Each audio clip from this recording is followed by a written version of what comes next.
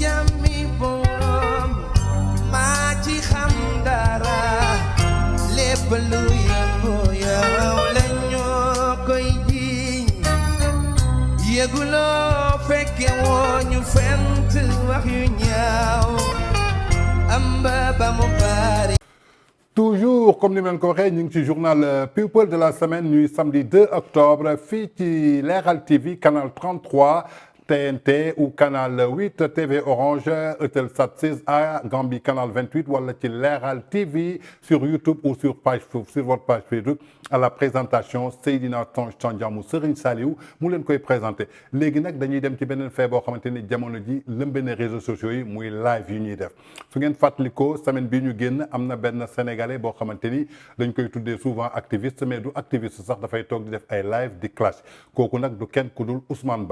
Ba benn doomu Sénégal la boo xamante ni mi ngi foofu ca Canada lu bëri liñ ko ràññee woon maanaam surtout jamonoy confinement bi ba nga xamante ni ñëpp a ngi toog seen kër amuñu luñ def dañ doon def ay live maanaam di wax lu leen neex di def nangam di joxe ay révélation di joxe ay sources yoo xamante ni nga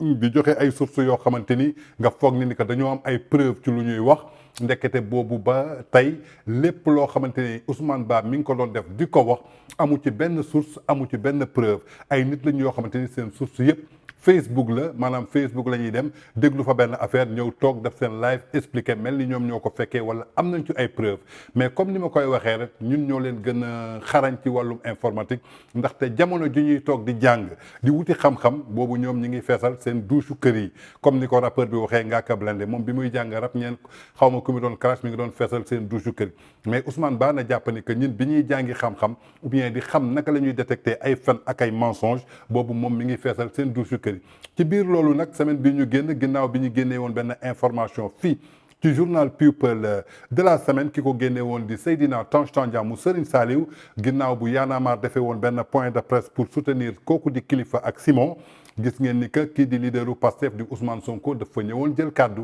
Barthélémy Dias ñëw jël fa kaddu Babacar Diop ñëw jël fa kaddu mais ginnaaw Ousmane Sonko bi mu fa jëlee kaddu dafa am ay kaddu yoo xamante daf ko yëkkati woon moo xamante ni tegginewul dara mu teg ko ci kaw institution Sénégal di procureur Bassirou Gueye Tange Tandian révélé woon ko fii muy benn partie boo xamante ni ci 2 heures de temps maanaam 7 minutes la Tange Tandian wax ci moom mais yaakaar naa ni wax boobu Tange Tandian wax dafa soulever coow ci àdduna du ma ne ci Sénégal ndaxte partout foo dem ci àdduna coow looloo jóg ndaxte kii nga xamante ni ñooy booy sonkus yi maanaam ay mercenaires am yoo xamante ni ku ci nekk am nga 10 comptes wala 15 comptes di créer ay page Facebook maanaam di dem di commenter di saaga ñii di def ay live di saaga te xamuñu ñun ñoo leen gën a xarañ ci loolu fii kooku di Ousmane Ba dafa génn def benn live bu mu defee live bi nag nee na waxoon na ni que Leral TV ak Dame Dieng ñoom ñooy sonal Ousmane Sonko ak Pastef te moom am na ay révélation yoo xamante ni dina ko wax ci Dame Dieng ndaxte dafa xam Dame Dieng bu baax a baax dina def ay révélation yu explosif ba sénégalais yëpp xam kan mooy Dame Dieng bi mu waxee loolu nag Dame Dieng dafa am cercle d'amis boobu su ngeen ko déggee nag ay nit yu xarañ lañu ñoo xamante ni dañoo dem créer ay faux compte Facebook maanaam vrai compte la mais faux vrai compte Facebook la ñu créé. xam nga Dame Dieng en ce moment waxuma la li ma xam ci moom rek mais dafa am ay yeneen nit yoo xamante ni dafa am lu mu sekkoon ak ñoom mu wor leen ñoom ñëpp ñu ngi may bind di ma jox ay information ba àdduna du tukki nag du ma dévoiler seen nom quoi parce que source kenn du ko dévoiler li ma xam ci Dame Dieng en ce moment nii ñamewu ma ko wax ñamewu ma ko donc yow yaay choisir rek boo bàyyee ñu bàyyi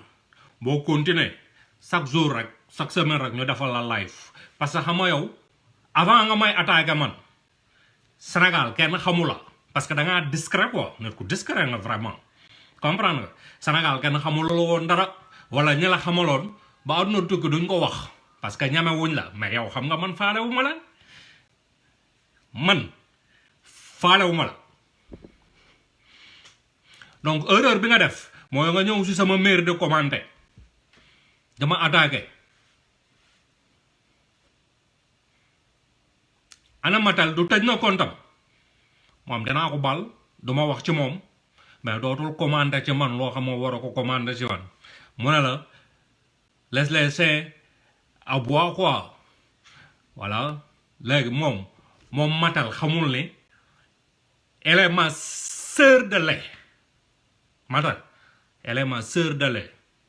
ci ween yi mu nàmp naa ci xamoo ko wan laajal sa yaay ci ween yi nga nàmp yow ma tal toroor da xaw ma sëkk xaw ma naan ci ween yi nga nàmp man nàmp naa ci donc en réalité tu es ma sœur de lait moo tax boo xamul sa background boo xamul sa passé wu say ndey ak say baay ak say parents da ngay yaru Facebook da ngay bis ñu bëri ñu ngi nekk di wax di commenter di attaquer ni di ratatati fekk xamuñu ne yow ki ngay attaquer am na nu mu demee yow avant ngay juddu mu ngi fanaanoo sa yaay yan baax moo ci waxin bi quoi moo tax yaru dafa baax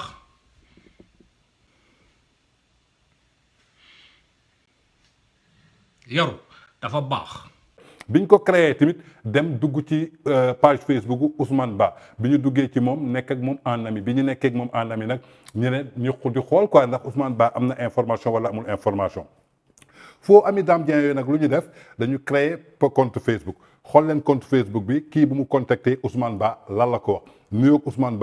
Ba dugg bu mu duggee mu commencé ko piège ne ko man ex Dame Dieng laa daf ma ëmbaloon mi ngi ma ëmbaloon atum 2000 bi mu ma ëmbalee ba noppi mu takk ma takku suuf maa ngi dëkk Thiès mu envoyé message boobu kii di Ousmane Ba bi mu ko envoyé loolu Ousmane Ba commencé continuer waxtaan bi kooku gën ko dugal di ko gën a piège di ko naan daam bi ma ëmbalee après ma toog Thiès quelque temps après daf ma indiwaat Ndakaaru bi ma indee Ndakaaru mu jëlal ma benn appartement fële ca Fann résidence kooku mi ngi tudd Mati Fall boobu nag suñu faux compte Facebook la bi ñu créé suñu bopp dugal ci Ousmane Ba pour jàpp ko xam ne que li muy wax xamu ci dara dañ koy jox ay fausses informations mooy li ngeen di gis ni ñu commencé discussion bi ñu commencé discussion bi pareeguñu sax Ousmane Ba ci la dem ci page Facebook am bind ni que en 2000 Dame Dieng dafa ëmbal benn xale bu jigéen ba noppi takk ko takku suuf la suite samedi dinaa leen ko jox ci sama live moo tax lépp lu mu leen jox ci live am jàppaleen ni que ay fen la dara lu ci dëgg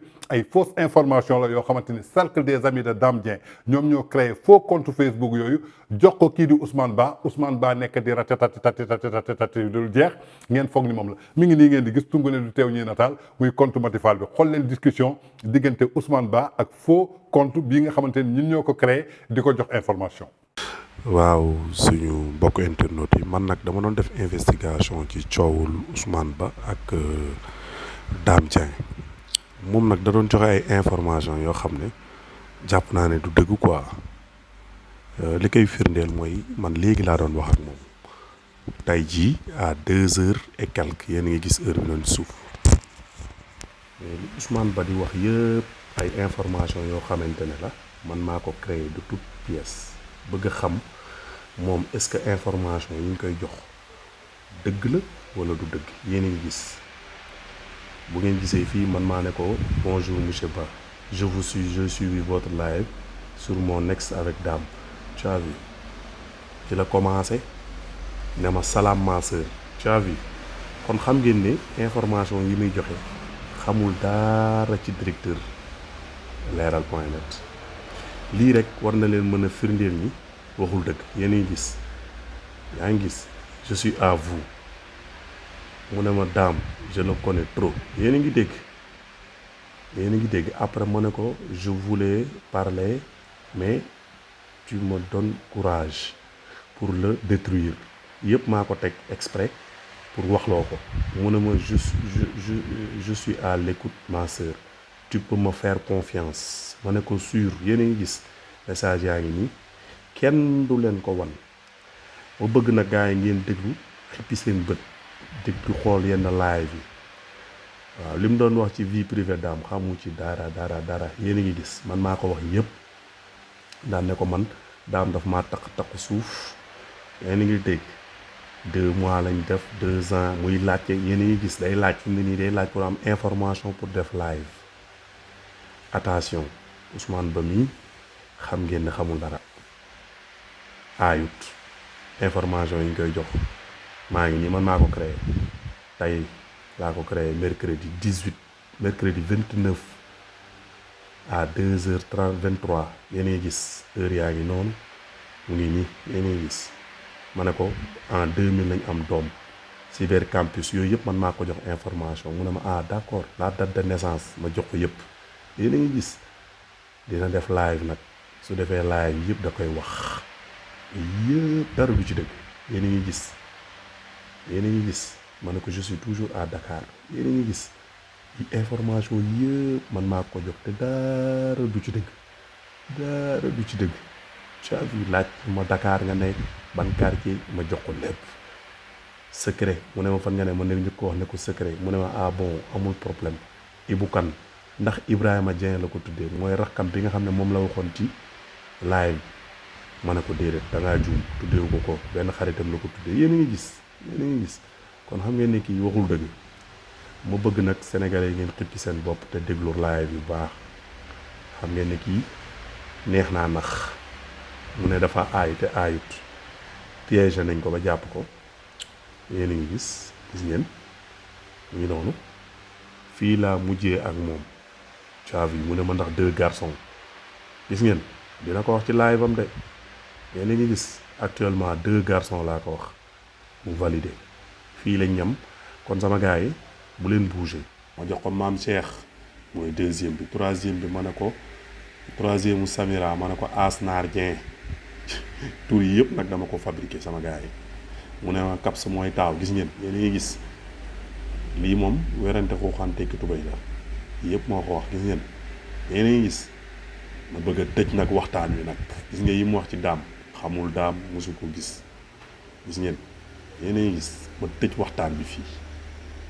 faites très attention ci Ousmane Ba mi sama gars yi waaw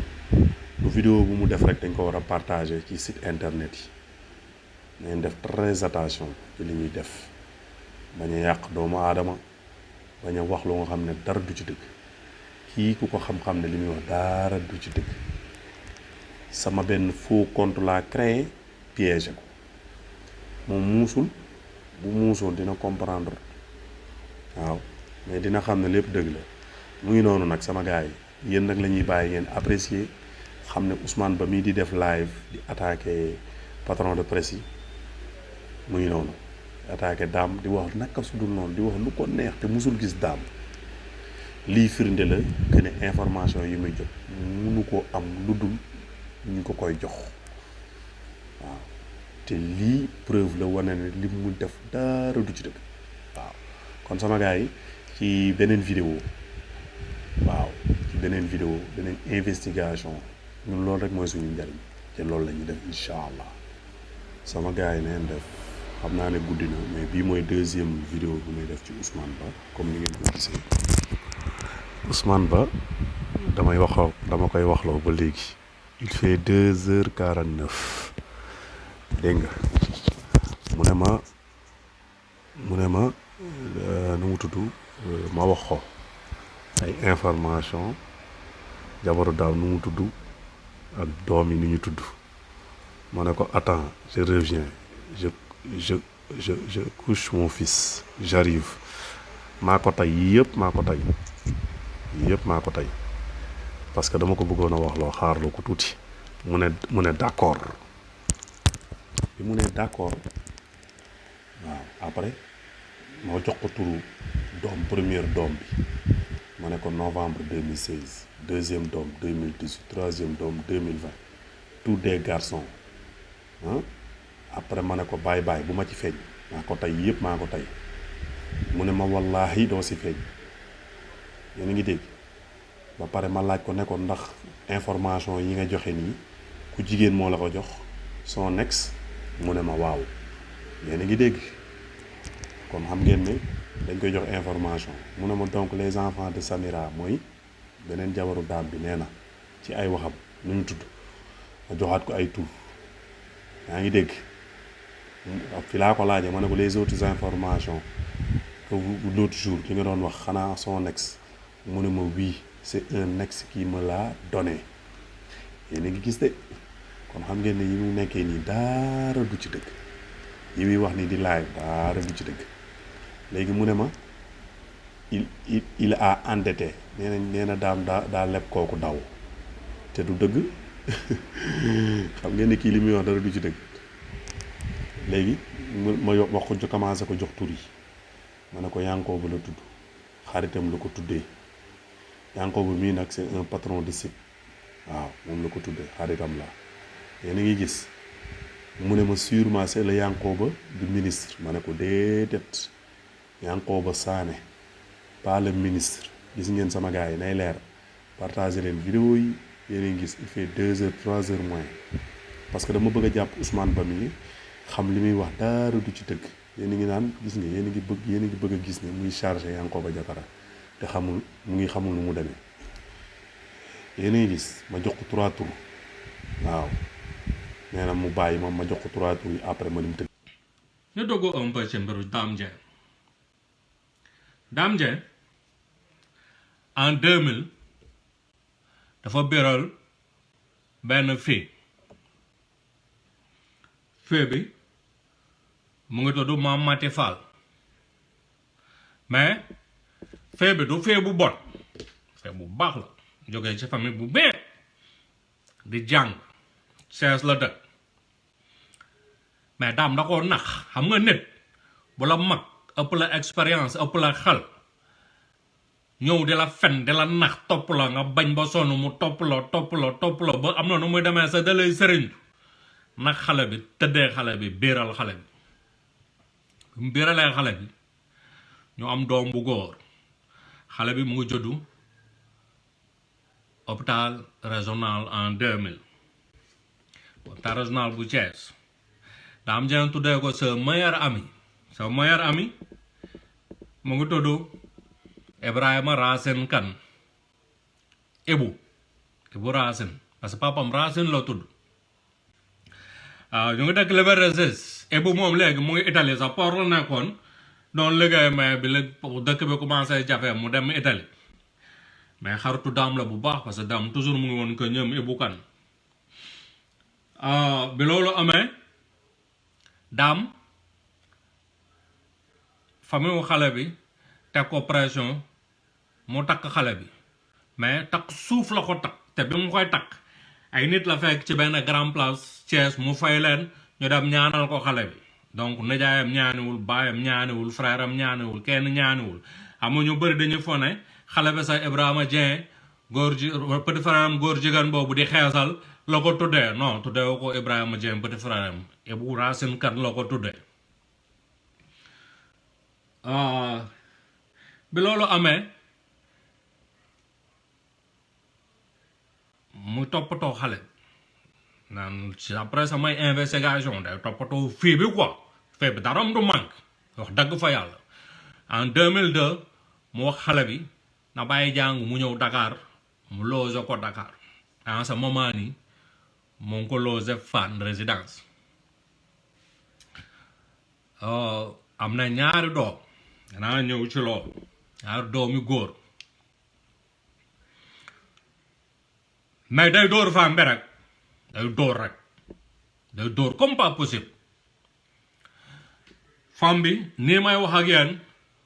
da koo luwal mais fi mu ko luwal daa musul tardé paiement wax dëgg fa yàlla nit ki boo koy waxal da nga koy waxal dëgg quoi li nga xam ci moom nga koy waxal dundu femme bi du manqué mais dina toog weer du ñëw fanaani foofu doomam yi dañ koy laaj duñ ko gis te buy fanaani foofu dafay fen jabaram bi mu takk Kaolack danaa ñëw ci jabar boobu aussi tu vois da koy daan damay dem reportage wala damay dem voyage wala patate pata fekk mu ngi dem ci jabaram parce que kooku jabaram la da koo takk même bu fekkee sëy bi siwul naa lan wax kañ la fa mujjee fanaan jour mu fa mujjee fanaan ban caleçon la sol ak lan moo fa xew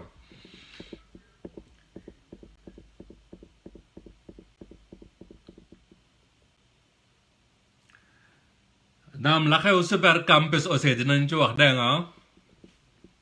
bu Thiès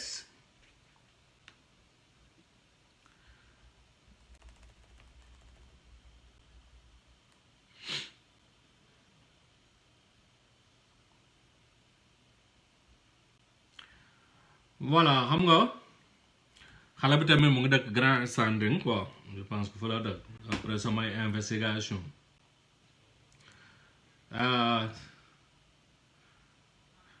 Ibu Kane boobu yaayam Fama Kane sa la tuddoo la comme ça muy leer ils sont originaires de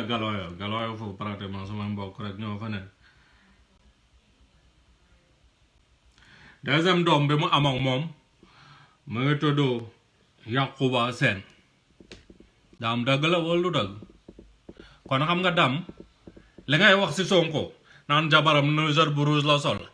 te nga wax loo ko Tange lépp ay dul la même Tange ñu ngi yor ay dossier yu dul jeex ci moom ay vidéo ay sonore ay vocal ay lu ne la ñu yor ci moom mais moom beneen dossier la dina ñëw ci moom.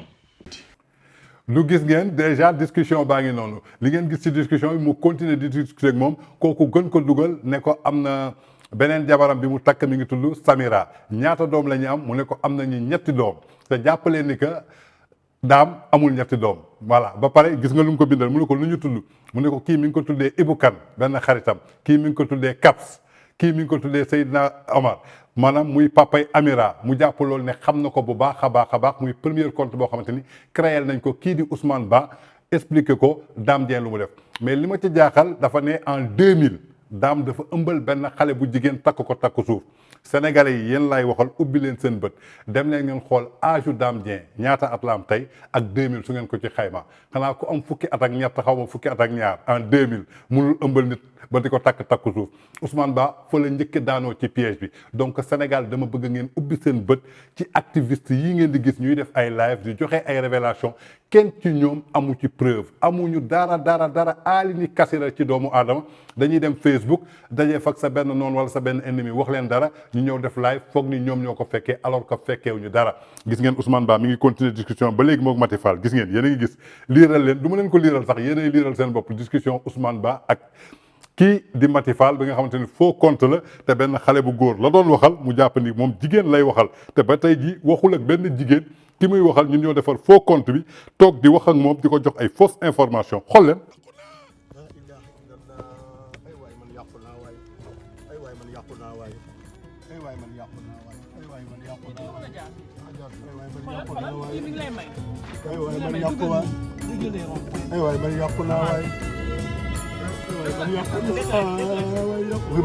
boobu di premier faux compte boo xamante ni jox nañ ko kii di Ousmane ba tey yemuñu foofu dañuy créer beneen faux compte boo xamante ni dañ ko jox Ousmane xoolal message bi ñu ko envoyé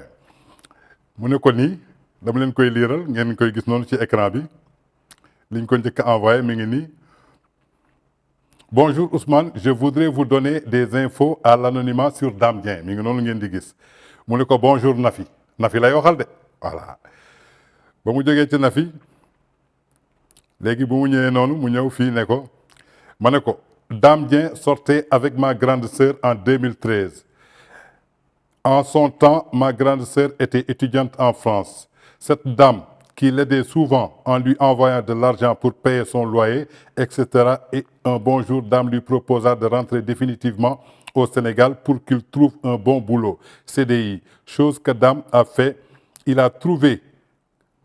trouvé un boulot comme directrice d'agence à la SGBS, etc. Il avait promis le mariage, mais ma sœur a su que Dame le trompait avec d'autres femmes et avec même ses propres cousines. Ma sœur a décidé de se séparer avec lui. Depuis ce jour-là, Dame l'a marabouté, brûlé son titre de séjour et tous ses papiers et a demandé à ce que l'on licencie. Ma sœur a essayé de porter plainte, mais ça n'a pas abouti. Et Dame n'a pas été convoquée. Je ne sais pas si vous pouvez faire quelque chose.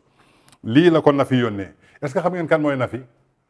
Nafi du kenn ku dul Yankhoba Sané bu nekk sans limite moom Yankhoba Sané borom surtout sans limite moo doon wax ak Ousmane Ba nii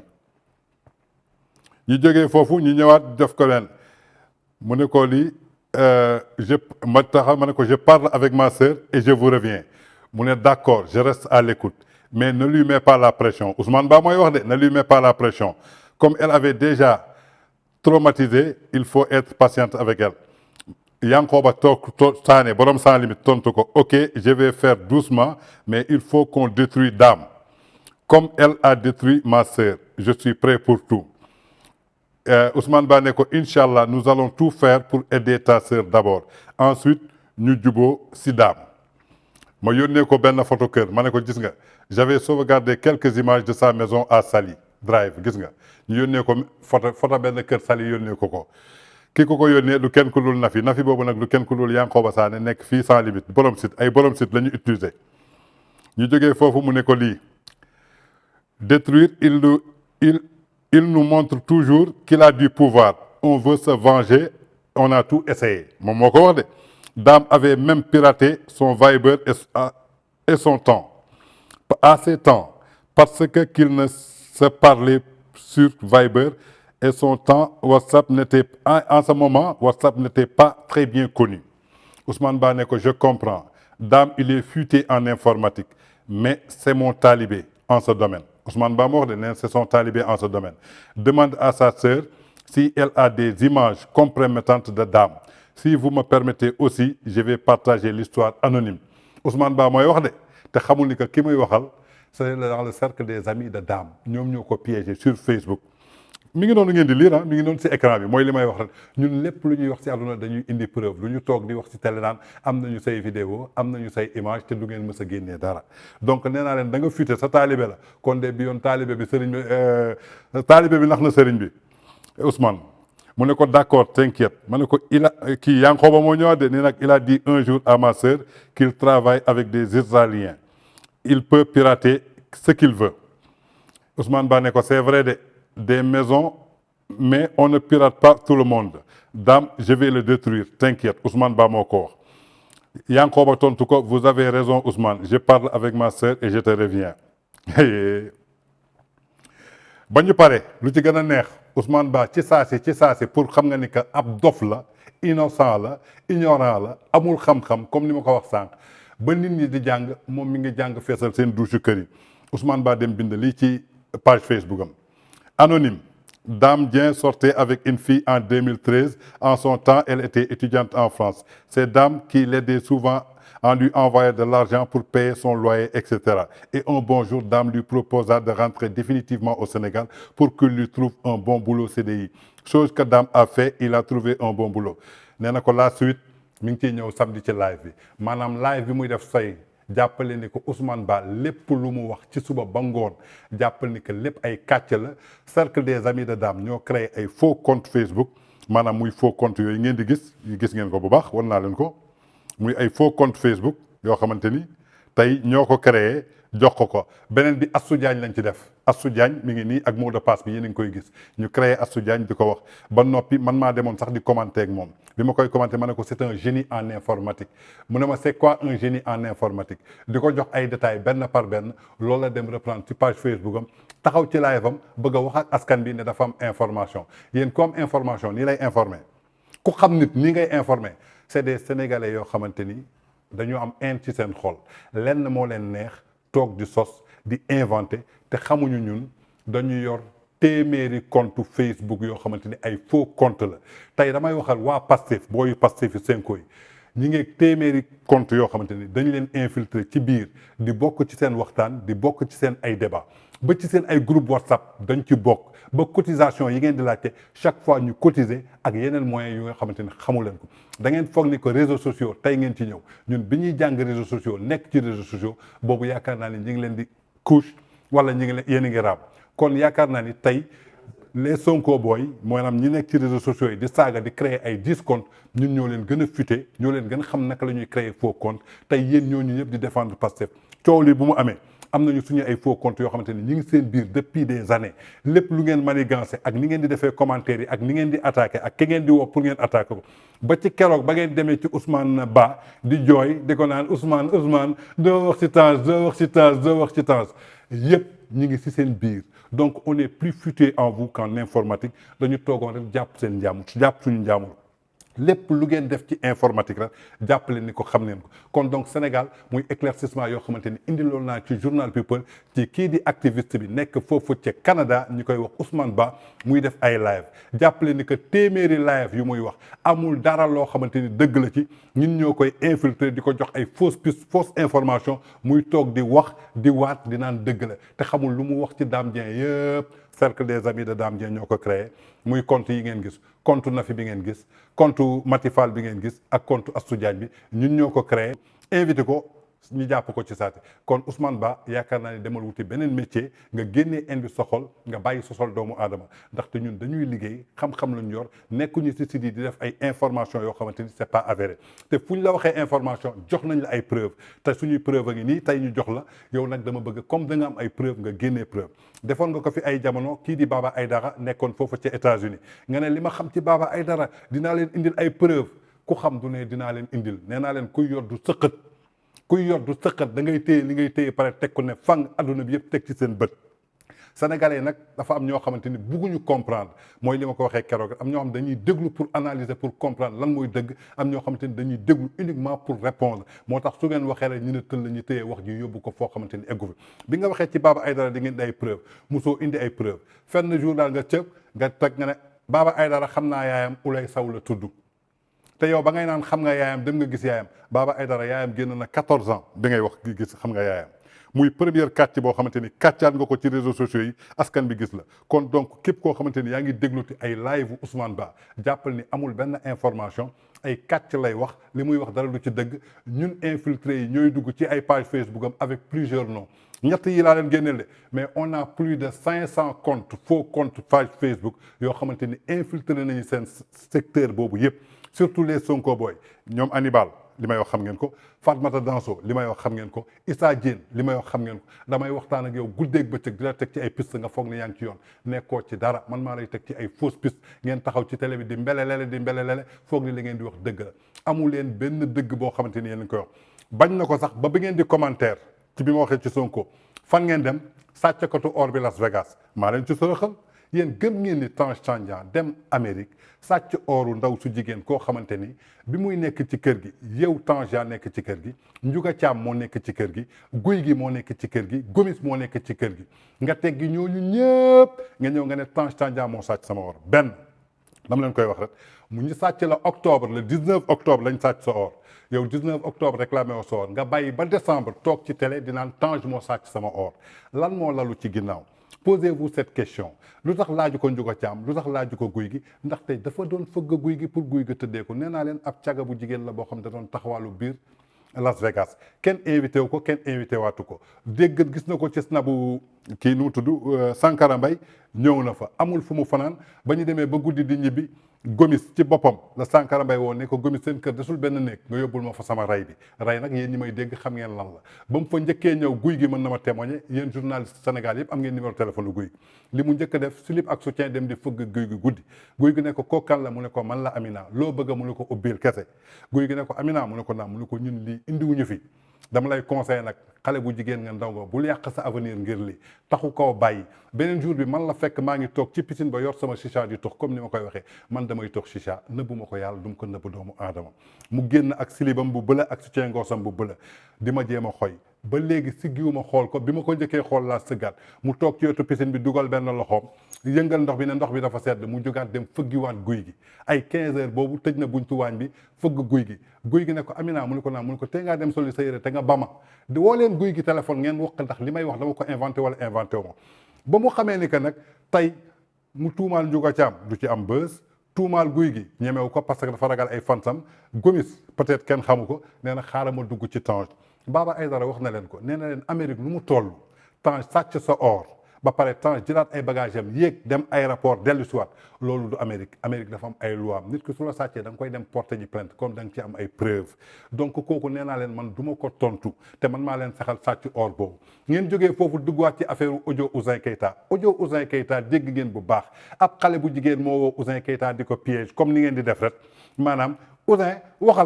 waxal ni Tange moo la njëkk a tëddee waxal nangam sangam Ouzin ba léegi comprendre lu muy wax ki ko créé woon du kenn ku dul benn animatrice bu nekk fii ci benn télé te ki ko santoon benn kër artiste la nekkoon artiste ba xolam a jeex donc moo taxoon ñu ne xaaral ñu xool nu ñuy daanelee Tange ba tey jii sottiwul ana artiste bi ko defoon kenn jéggatu ko fay na kooku dafa jar a tontu ma saxal leen loolu ba ngeen jógee foofu ñaar yooyu ngeen am Californie wax na leen ko 6 mois de cela waxu leen waxum sàcc or waxu leen waxum Ouzin Keita ngeen xëy tëb Ouzin Keita sàcc or dama ni kuy sàcc or États-Unis lu ñëw taxaw ci télé yi di wax man ay preuve laa leen jox génnee leen ma ay preuve donc dafa am yoo xamante ni matut a tontu matut a wax dañ leen infiltrer di leen conduire ñun fu ñu leen bëgg a conduire foofu lañ leen di conduire fa laa xamee ne nag ay nag ngeen xamu leen dara saaga ngeen jàng te saaga fajul dara si vous êtes des patriotes ngeen am ay idées da ngeen di indi débat d'idées le Sénégal a besoin des débats d'idées Sénégal dafa bëgg koo xamante ni dafa démocratique te xam nga démocratique mooy lan maanaam koo xamante ni da ngay nangu tey ñu wax sa leader dara nga accepté ko avec philosophie ndaxte moom day wax yeneen leader leneen ñooñu accepté ko ndax philosophie sëñ Modou Kara gënu leen ko tey sëriñ la am na ay taalibe mais keroog ba ñu taxawee dafa ne ay taalibeem man maa dugg ci politique lépp luñ ma wax bu leen tontu bu leen commentaire leader noonu lay def ndaxte man maa dugg ci politique su woon ci diine ji laa yem tey kenn du ma commentaire kenn du ma saaga donc il faut être comme ça il faut être des patriotes muy liñ leen indiloon ci Ousmane Ba ba nga xamante ni moo dàq kàcce ci activiste yi sànni nañ ko suñu caas mordre na ko indi nañ ko rapidement nit ki suñu la joxee information sax balaa ngay publier sa Facebook def sa live demal nga defee sa investigation ndaxte xamoo ku nekk ci ginnaaw Facebook bi góor nga doon waxal muy Mati Fall Astou Diagne nga doon waxal muy man mii di Tange Tandian Nafi nga doon waxal muy Yankhoba Sané borom sanslimite.com sans limite surtout sans limite ki ko moom kooku nga doon waxal mu jox la turu Nafi ñu jox la ay fausse information nga commencé bind sa page Facebook commencé lëre nit ñi ba pare di def say live di fen ay fen yu tooy xep Ousmane Ba rusal yàlla mi ngi lay seet donc Sénégal ñii ñi ngi nii la ñuy fenee nii la ñuy décortiquer di joxe ay fausse information ñu amul xel nag toog di leen déglu. sab aawo jeng lay sant fanweer demee la ñett falu Kajoor kenn rek moom la ci aawam santul jeng mooy Birima bi mu génnee gàddaay teñ may ko Koddu Diouf te ne ko la commencé ci Koddu Biige ba ci Jogob Ndaw mës liggéey gi mës sa dagg boo ko wunul wujj kon fanweer demee la ñaar yëpp kenn ku ci ne kër maami daam jeng mi moom leeral la sab aawo doon seen xeet amuñu dëmm amuñu jaam amuñu góor benn tànk duñu neexal waxtaan duñu waru mol duñu naan puux duñu ŋàbbi saak duñu lekk noppi nag kooku mooy daam jeng moom leeral siiw du jàmmi borom maa ci xam dara lépp lu yëngu yow la ñoo koy jiiñ yëguloo fekke woo ñu fent wax yu ñaaw amba ba mu baax